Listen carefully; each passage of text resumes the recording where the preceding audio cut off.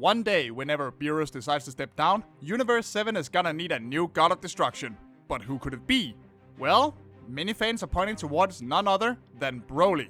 Formerly known to fans as the Legendary Super Saiyan and star of the as of yet most recent Dragon Ball Super movie, Broly is famous for his sheer, raw, destructive power, which makes him sound like a shoo-in right off the bat.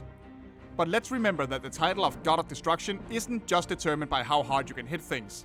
There are other reasons why Broly could potentially be the best man for the job that we've seen yet, especially compared to some earlier candidates. And a few reasons why he might not be the best. By now, this long-running franchise has, despite its own creator Akira Toriyama's admission to riding off the seat of his pants and making most details about the setting up on the spot, actually created a certain rule set for how its universe functions. And it really started to cement these rules in the Battle of the Gods movie and all of Dragon Ball Super once the concept of a multiverse was introduced. To give a brief refresher course for those that might not know or have simply forgotten how it all fits together by now, each of the 12 universes have creator gods, the Supreme Kais, who are in charge of making sure new worlds are created and get a chance to flourish, while attempting to guide them to greatness without too much interference. However, each universe also has its own God of Destruction, who exists to balance things out and remove old worlds when their time comes or if they go too far off the rails, all in order to make room for new worlds to be created. And finally, to make sure the Gods of Destruction actually do their job right and don't become total rampaging babies about it, we also have the Angels, like Whis, serving as their advisors and attendants. And in that way, all three work towards making sure that the universe they're in charge of remains balanced. However, doing so is a job, and you can absolutely be judged for it by the ultimate god Zeno, the king of all. It was the fact that 8 out of 12 universes were doing a really crappy job that caused the entire Tournament of Power to happen in the first place after all. So it is absolutely in everyone's best interest to find the best possible candidates for the position of God of Destruction, lest something like that happen again somewhere down the line. Everybody got that? Everyone up to speed on what being a God of Destruction actually means? Good. Now let's talk about Beerus and his various candidates. When Beerus was first introduced, he was definitely unique in terms of Dragon Ball antagonists, especially when it comes to the movies that had been released up to that point. Aside from being labeled as canon from the start, he was a far cry from the usual omnicidal maniacs that stood at the end of each arc. Beerus had practically no interest in acquiring Dragon Balls like Vegeta, conquering galaxies like Frieza, killing things to feed a sense of superiority like Cell, or simply destroying things for fun with no real concept of the damage he was doing, like the various forms of Buu.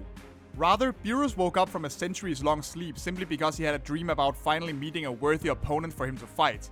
And I mean, hey, considering he's the ultimate god of destructive power in his universe, is it even really any wonder the dude gets bored and dreams of someone who can give him a challenge?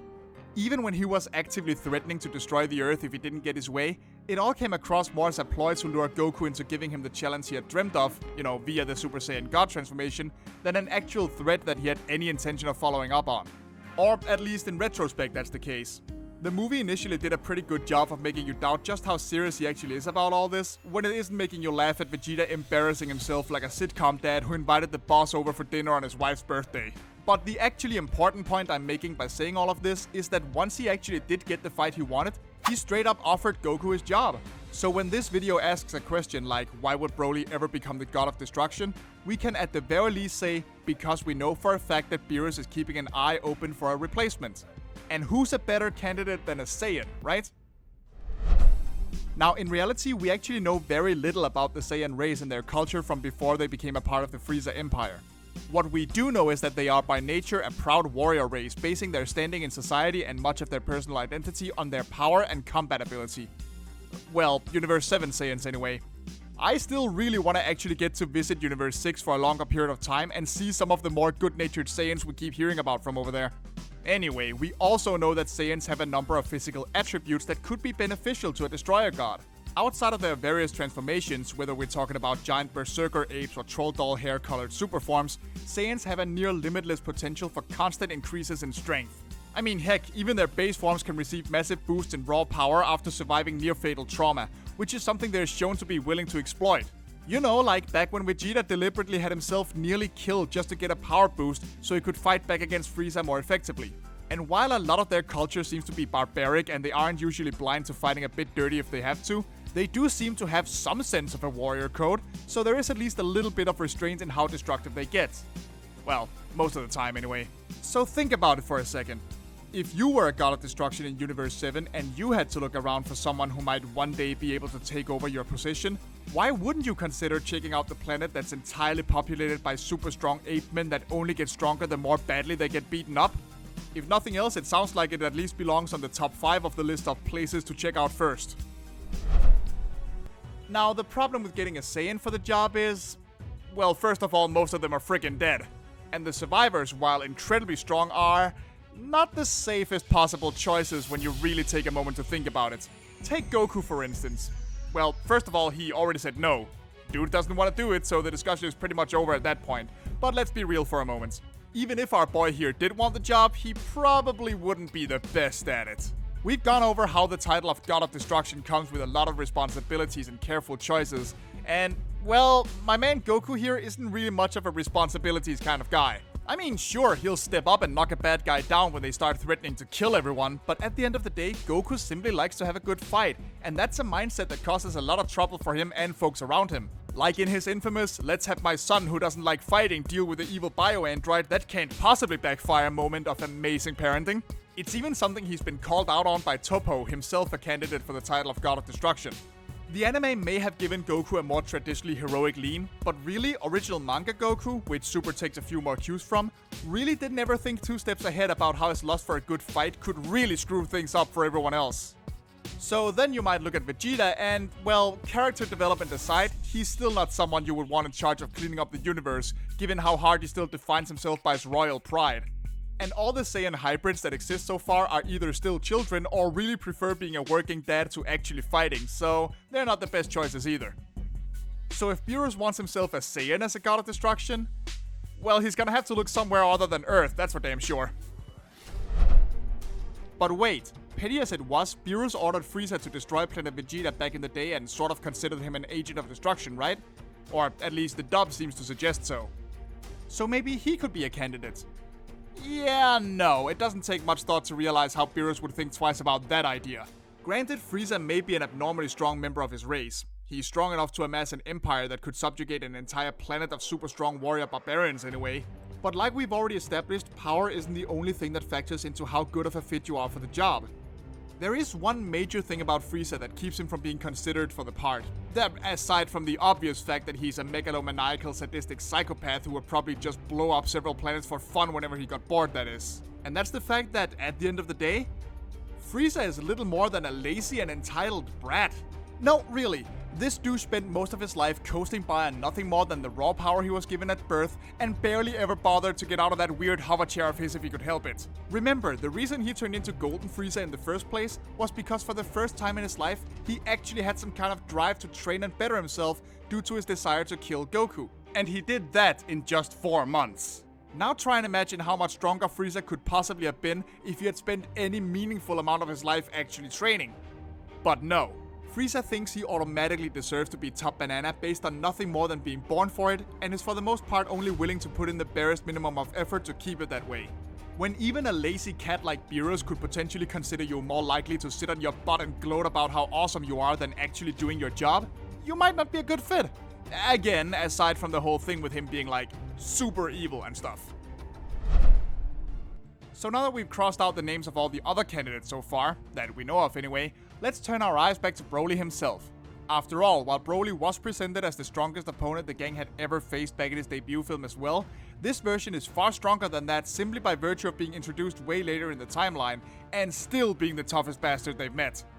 Thanks to some manner of mutated adaptive ability that practically sees Broly get stronger mid-fight, his potential probably stretches even further than that of Goku or Vegeta, simply based on how his physiology works.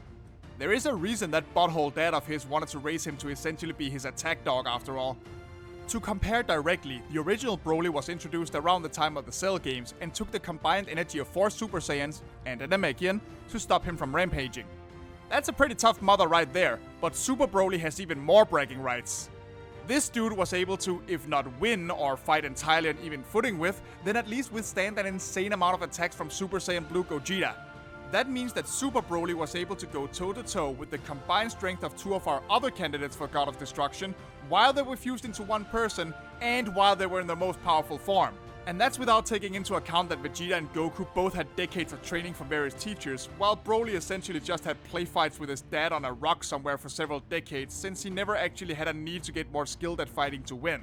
And yet Gogeta still had to really put in some effort to take this guy down. That's the level of strength Broly is at. So if we're measuring only by power, then boom, there's your guy, right there, that's him. Now that's all well and good, but with every other candidate so far, we've had to accept that base personality flaws of theirs make them an ill fit for the job. And Broly isn't without his own issues. I mean, this is a 40-something-year-old man who basically has the mind of a child thanks to the more than slightly screwed up way he was raised after all. While he isn't a total blind rage monster who will tear everything apart within arm's reach like in his original movie, this guy is still prone to throwing tantrums, and judging from what we can see in the movie, he seems to go more and more off his rocker the more he taps into his power. But let's remember, that's when he's being pushed and manipulated by far more cruel people that surround him, like the absolute scumbags Paragus and Frieza. As exemplified by the relationship he builds with Chila and Lemo and some of the few glimpses we get of his childhood, Broly is actually an abnormally peaceful Saiyan who doesn't seem to like fighting just for the sake of it, or has any real interest in conquering anything. Really, when not being used by others as a weapon, he comes across as an outright gentle and curious man, and has an immense protective streak towards those that do earn his trust, or to whom he feels a sense of loyalty, no matter how displaced that loyalty may be. Yes, I am talking about Paragus again, and yes, I will continue to give this guy crap for as long as I breathe. Real Father of the Year over here. So yeah, through no real fault of his own, Broly is not necessarily the best fit for the position either, simply by virtue of being so mentally underdeveloped that there's no telling exactly how he'd even treat a job of that magnitude, or if he'd be able to keep himself in check. But hey, that's where people like Goku and good old Whis enter the picture. Because in terms of personality, Broly has one advantage over everyone else so far. He can be influenced. And I'm not talking about the kind of crap that Paragus put him through his entire life here either. Broly is still learning what life outside of his father's influence is like, and with the help of new friends like Lemo and Chilai, and even Goku since they seem to have warmed up to each other, he has been given a unique new chance to have his first positive experiences with other people. He is still a character that needs guidance though, and that's what our boy Whis is all about. Think about how the angels are charged with keeping the gods of destruction in check. Now sure, they may tend to the needs of their assigned god, but they aren't just their servants. They're also advisors and teachers, and tasked with positively influencing the god's decisions. If anything, a Broly who eventually took the job as God of Destruction would likely find in Whis what he never actually had in Paragus, that being a positive parental figure. And it's not like Whis would be the only one looking out for Broly either. Remember, at the end of the movie, Goku offers to actually properly train Broly in order to make him a better fighter. And here's a little thing about practicing martial arts, you guys. It requires discipline. Teaching Broly how to properly channel his power and save that rage of his for extreme situations could go a long way in balancing him out and eventually making him a far better pick than anyone else we've talked about on this list. Still, there is one thing we've ignored so far. As we see with Toppo during the Tournament of Power, the position as God of Destruction isn't something that you can just be chosen for and then boom, you're the new dude in charge of wrecking planets. No, the candidate has to actively choose to take on the responsibility. So that leaves the question of whether or not Broly would ever make such a choice in the first place. I don't think it's impossible that he would eventually do that, but it depends on how his personality develops from here. Thanks to a brief moment in the trailer for the upcoming movie Dragon Ball Super, Superhero, we know that Broly is going to make an appearance. We also know that it takes place sometime after the Broly movie, since Pan has grown a little older in the meantime. She's no longer a little baby like she was in Super, but a bit closer to the age we saw her at in the distant finale of Dragon Ball Z, where she was about 4 years old as I recall. So at least a few years have passed, and while Broly has a lot of catching up to do in terms of building his own identity, a lot of stuff can happen in that time.